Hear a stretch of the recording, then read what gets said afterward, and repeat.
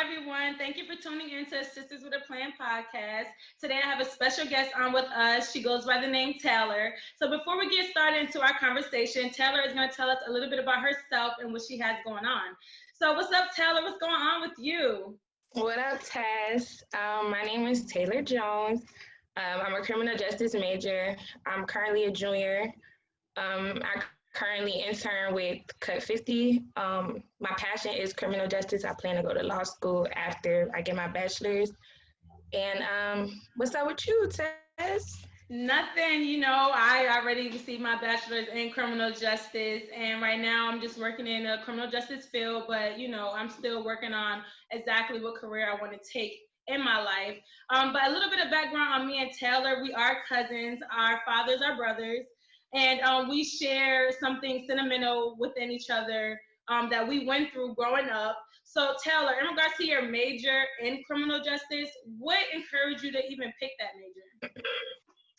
So, just growing up, grandma and papa taking us to visitation and just seeing our father being incarcerated for all these years and not understanding why so young.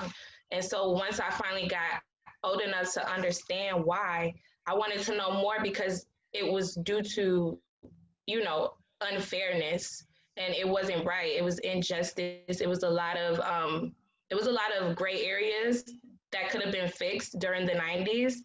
And I just wanted to learn more about it, and I wanted to have a positive outlook on it going into it. So, same here, Taylor.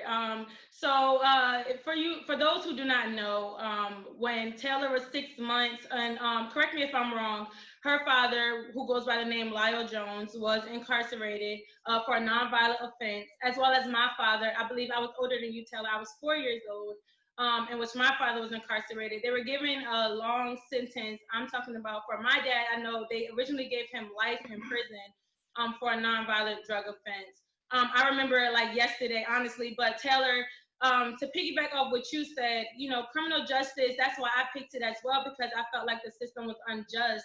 And I wanted to understand it a little more. I was thinking, like, how can someone who never had a charge before, my father anyway, never had a charge before, get so much time? And, my dad has 3 girls, and your dad has, what, 5 children?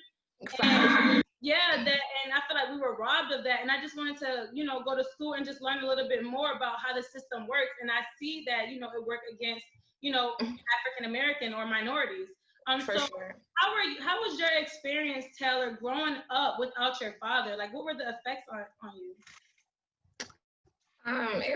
It was hard. Like, I'm not gonna say that, give a sad story or anything like that, because I did use my weakness as a strength and I came out stronger than ever. But at the end of the day, it's just like we had to learn like the opposite sex without having that first person source right by us telling us, no, go this way, no, go that way. Exactly. We had to run into a couple bad apples ourselves in order to figure out, okay, this ain't for me. Mm-hmm. But if our dad was here, like while we was growing up, most of those situations probably could have been avoided, but who knows? But we came out, so that's all that matters. But another thing I would say is just my mom. Like, that's my ace. And she was a single parent raising 2 kids on her own, like you too. Exactly. The system is made to take these men, incarcerate them, and then have these women become single parents and raise these kids. And the cycle kind of repeats because we all end up broken at the end of the day, or they try to break us because we come out strong, like I said. So. And like you said, like I have to give a kudos to my mom as well. We were raised by some strong women, and you can just tell by how we are today. But I want to give roses to these people who still is alive, and that is our grandparents who we call grandma and papa, our fathers, mothers, and mother and father. Honestly, like I'm beyond grateful for them, Taylor, because I feel as though they kept us all together. Our mothers moved to different states, and everybody was around the globe, basically. And every summer, Taylor, they took all 10 of us. Is it 10 or more? I don't know. It's more than 10, but at the time it was 10 of us in that one house. We Yes. were going to basketball camp. We were going to cookouts. We were going to protest in downtown Bridgeport. Yes, Taylor. Pop-up had us doing things. We were in the Puerto Rican Day parades, hustling, selling bottles of water for $1 with the crinkles on the top. Okay? I'm weak. Pop taught us how to hustle the right way, even though our fathers may have made the mistakes that they did. It was made up through us. Yes. So they made sure that we were straight, and I just appreciate them so much. I love them, and I mean, it takes a village. And even though our fathers wasn't here, it still felt like it, right? Because our grandparents kept telling us they coming home soon. And we'd be like, they ain't coming home soon. They coming home soon, year after year after year after year. And for everybody who doesn't know, our Pop is Islamic. So through Allah, he prayed every day on his prayer rug. He prayed every day. My dad prayed every day in that cell. And guess what? We here today. And I want to give a special and I want to give a special thanks to Cut 50, the whole Cut 50 organization. Number one, you guys don't understand. My father, first of all, was served 3 consecutive life sentences. 3 consecutive life sentences. Now, we're not talking about for a murder. We're not talking about a rape. People who rape don't even get that much time. But we're not talking about those things. We're talking about somebody who made an honest mistake selling drugs. You get what I'm saying? And he's a nonviolent drug offender. So to serve him 3 consecutive life sentences, I mean, that's very absurd to me. You know, it doesn't make any sense. And that's exactly why we took our major in criminal justice, because it didn't make sense. Taylor. And also another thing with the absence of our fathers, you know, I don't know about you, but I know with me, like my mom, like you said, your mom's your ace, my mom is my ace too, but my mom could teach me but so much, you know? And when I was being raised with my mom, majority of my time, I've seen her raise as a single parent.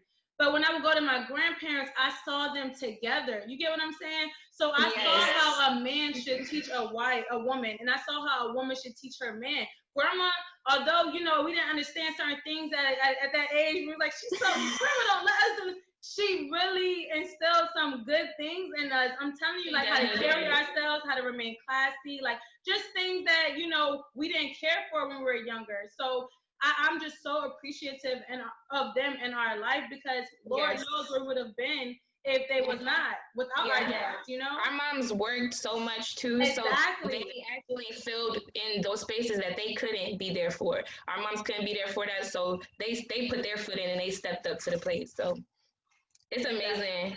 And I just think I'm just so blessed because our family is so strong. I feel like people don't understand. Like, you wouldn't understand. So Taylor, with your dad incarcerated, right?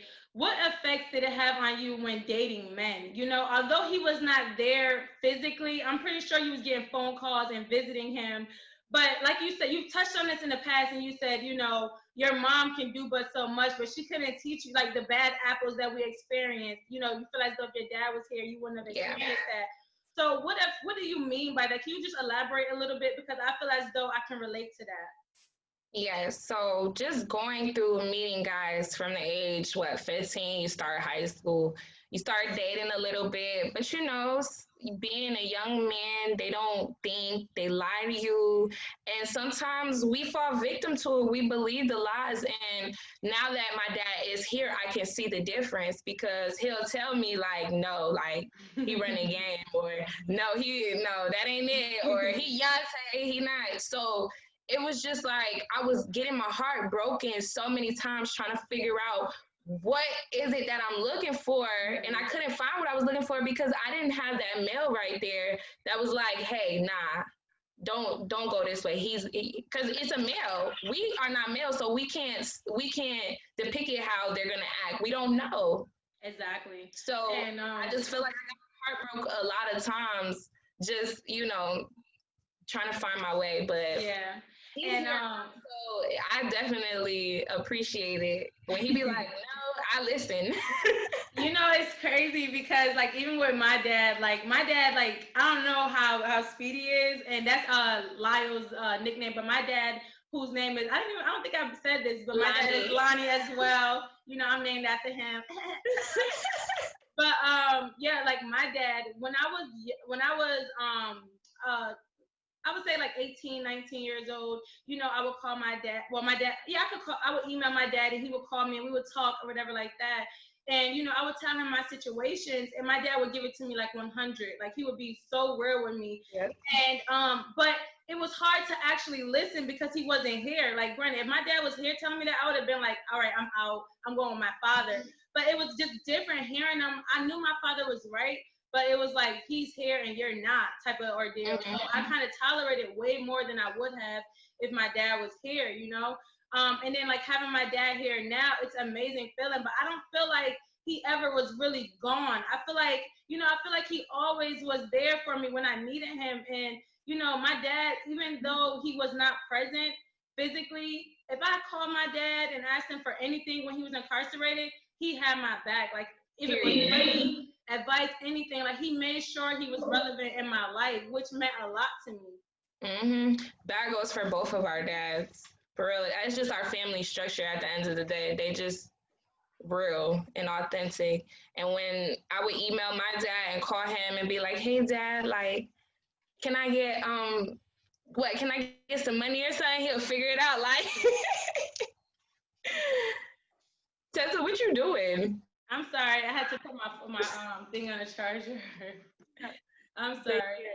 So yeah, so with your dad being home, what kind of changes have it had on your life?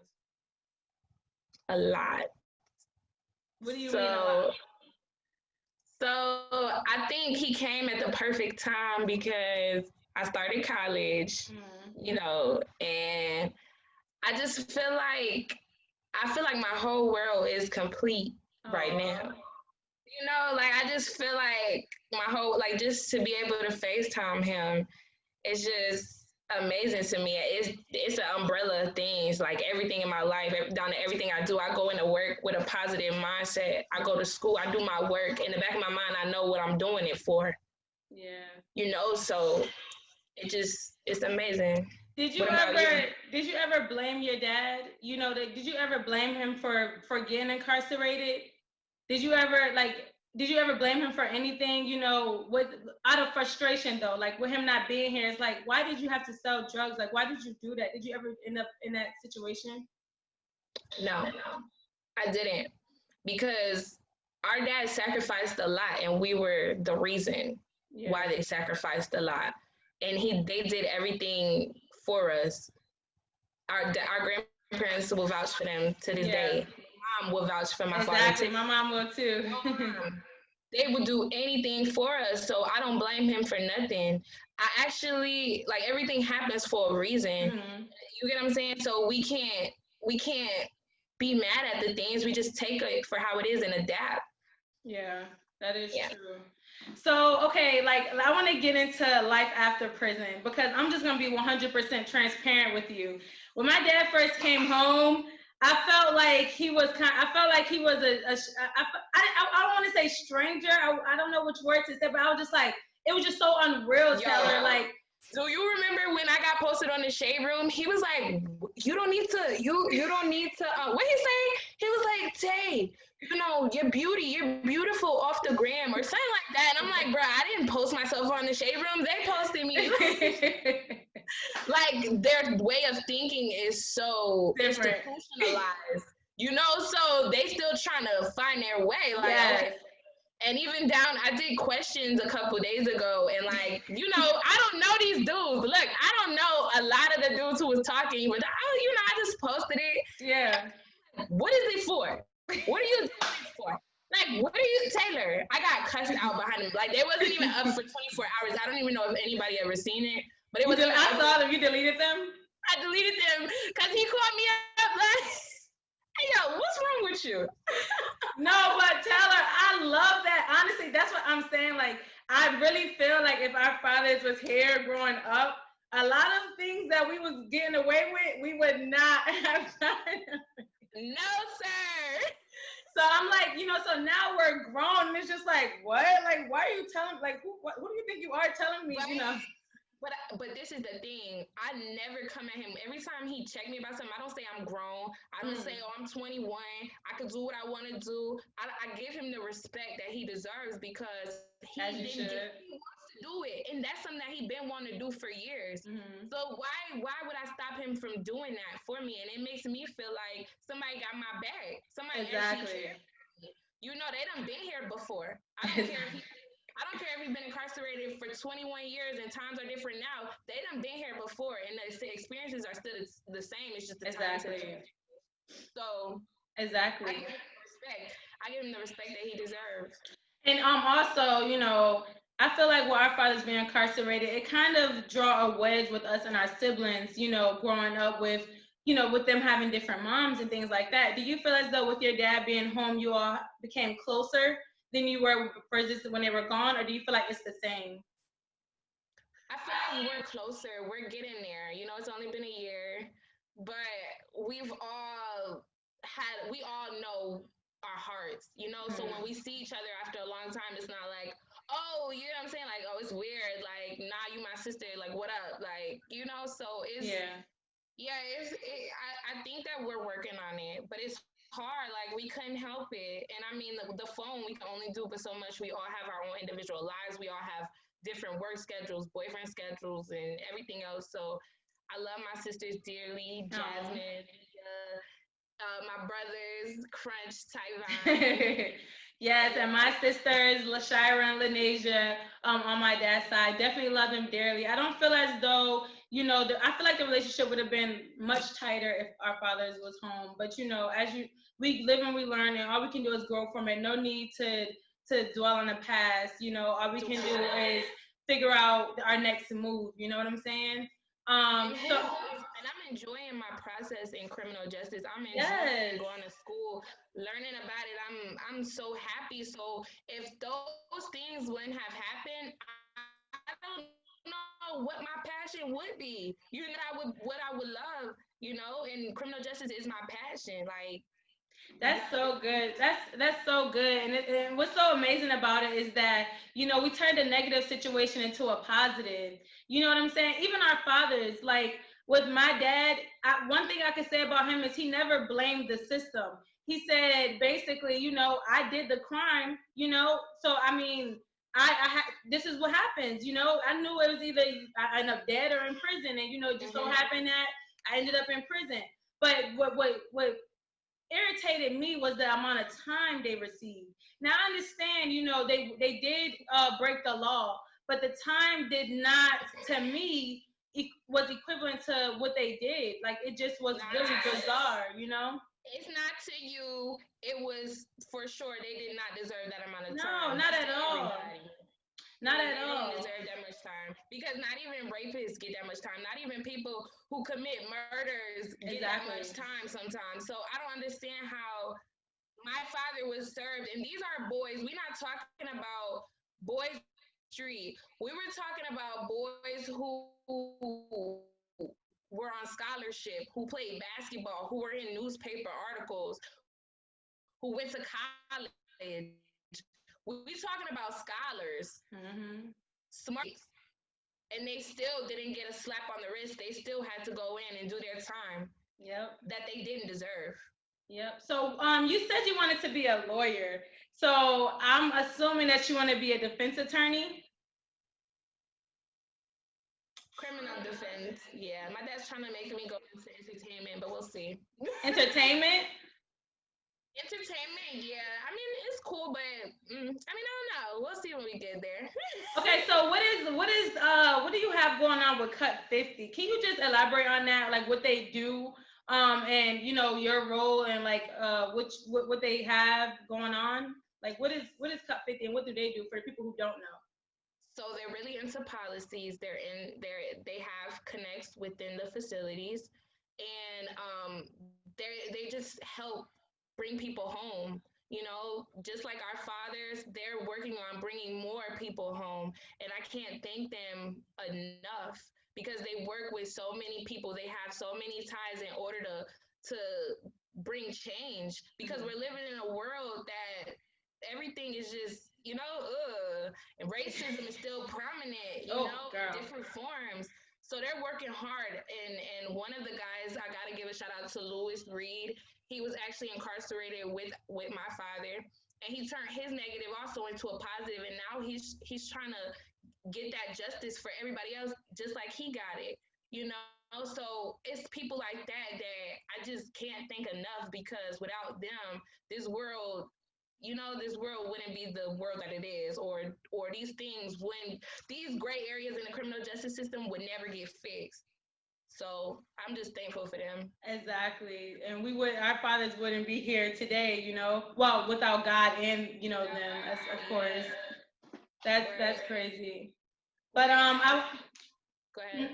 no, I wanted to say, like with your dad and with my dad, the day when they first came home and they met each other and we saw grandma and grandpa and the whole family, what was your feeling in regards to that? Because when I tell you, although I wasn't there, I was crying when I saw it on social media. Like, I never seen grandma cry before. I never seen her cry. I know she cried, but I never seen her. Never seen her dad cry.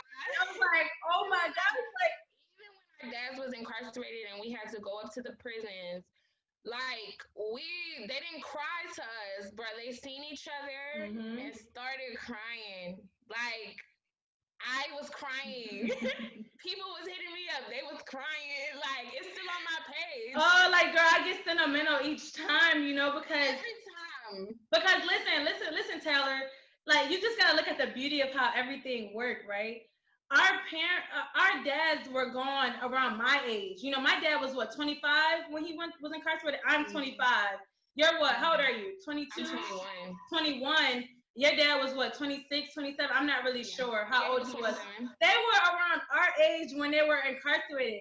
Taylor, 20 plus years later, they are home. I can't even tell they were incarcerated. Hustling. Hustling. And it just showed me, and that's another thing, when I see men, it's just another thing that I look at when, when I see different, with men, who never been incarcerated. I'm like, my dad been incarcerated for over 20 years. He came home. I told him he needed to write a book, a 30-day book. He came home with a car, good credit, and a job. Where does that happen? For sure.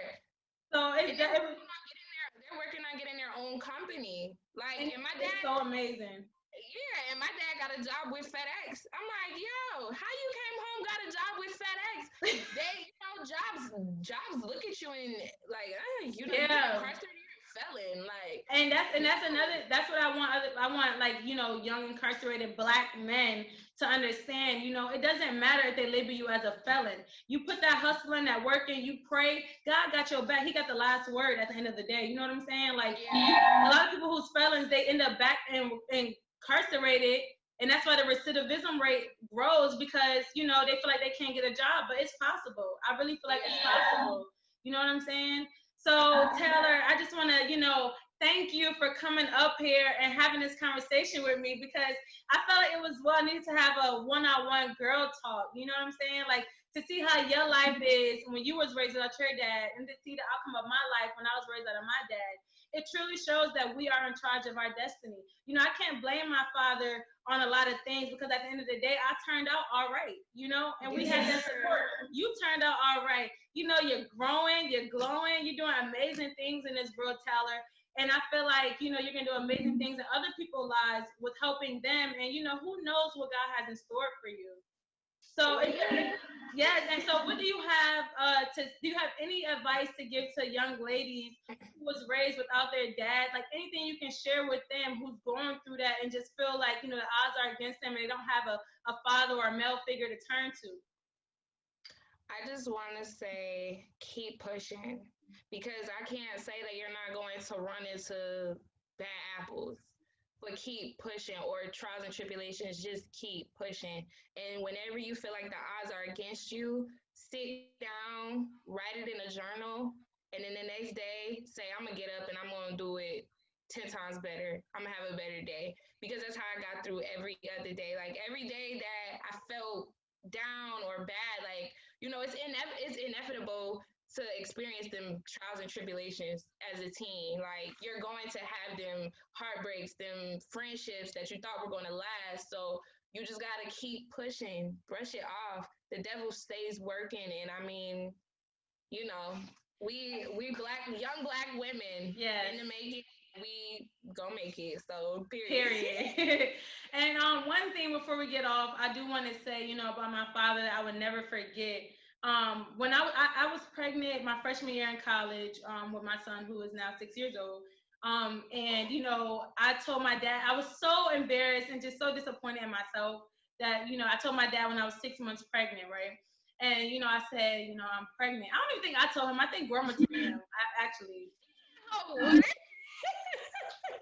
She get mad every time I say that. Love you, grandma. And I'm like, why did you say something? She was like, Tessa, it's okay. It's a blessing. I'm like, I didn't want him to know. But anyways, what he said to me, I didn't get fussed out. It wasn't no, what are you doing with your life? You're not going to be nothing. What he said to me was, okay, what's your plan? And I just want that to resonate with you guys. What'd you say? It was breaking up when he was talking. Okay, is it fine? Yes, it's true. Okay, so the first thing he said to me was, what's your plan? And mind you guys, my organization is called Sisters with a Plan. Anything can be done and anything can be accomplished as long as you have a plan. My dad said, what's your plan? I said, well, I'm going to finish college. I'm going to get a decent job and I'm going to keep it moving. And what did I do, Taylor? I finished college, I got a decent job, and I kept it moving. My lifestyle now is way better than it was in like when I was younger in my past. So what I mean by that is, ladies, have a plan. Our lives is not perfect. We're gonna go through different things. We're gonna go through adversity, but have a plan, okay? Because when you have a plan, you become successful at the end of the day. So thank you for joining this conversation. Thank you, Taylor, for coming on with me and having this amazing conversation about our dads being incarcerated. And I hope it touch a lot of you ladies, especially young women who's going through this right now, just to show you that there is light at the end of the tunnel. So have a great day and see you later. Love you, cousin. Love you.